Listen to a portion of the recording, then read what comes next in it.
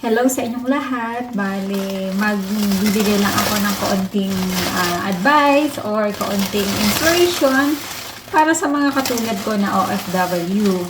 Bale, kailangan kapag OFW tayo, kailangan madiskarte tayo sa buhay. Hindi porke may pera tayo, ay bili na tayo ng bili ng mga bagay na pwede naman nating gawa ng diskarte para makatipid tayo. At ito na nga, dahil day off ko ngayon, Sunday, may chance ako makapunta ng Rastro.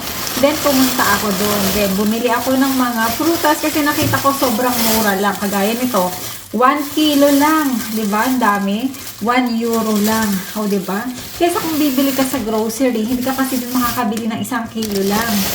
Then, ito, the strawberry, ang kilo niya ay 1 euro ay 99 cents. Ito medyo mahigit ata ito ng 1 kilo. Ayan, di ba? Ang dami.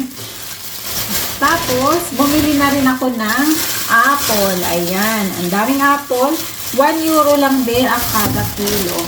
Then, bumili na rin ako syempre ng orange. Ayan. Kaya din ako bumili doon sa Rastro kasi fresh yung mga prutas doon. Fresh from the farm. Kaya bonggang-bongga. O, di ba? Then, bumili na rin ako ng, syempre, kailangan healthy living tayo. Kung bumili na rin ako ng kamatis, 1 euro lang din ang per kilo niya. O, di ba? Bonggang-bongga talaga. Grabe. Alam nyo ba ang lahat ng ito, kung magkano ng pamili ko? 7 euro lang. Imagine niyo kapag bibili kayo sa grocery, nako, baka gagastos kayo dito ng mahigit na 10. O, di ba? Nakatipid na ako. Alam nyo, dapat, diskarte lang. Kung kaya naman. Kaya lang, syempre, kailangan mo mag-ano ng effort na konti. Kasi syempre, bit ka niyan. Kaya, ayan. Pero okay na din.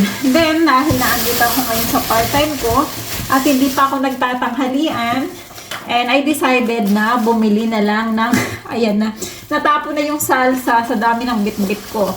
Ayan, bumili ako ng chicken sa kebab. O, 4 euro lang yung bili ko dito. Then, syempre, dito ko nakakainin. Papakita ko sa inyo. Ayan. Hindi na ako bumili ng patatas kasi hindi rin naman healthy yung potato at saka yung soda. Magtutubig na lang tayo. O, diba? Nakatipid pa tayo. Ayan. O, diba? Meron na akong masarap na tanghalian. Ayan. Sana may natutunan kayo sa vlog kong ito. Ayan. Sige, kakain na ako at ako'y maglilinis na dito sa aking extra. Para maaga naman akong makatapos at makapagpahinga. Ayan. Maraming salamat sa inyong panonood at sana ay may natutunan kayo at na-inspire kayo sa video kong ito. Maraming salamat.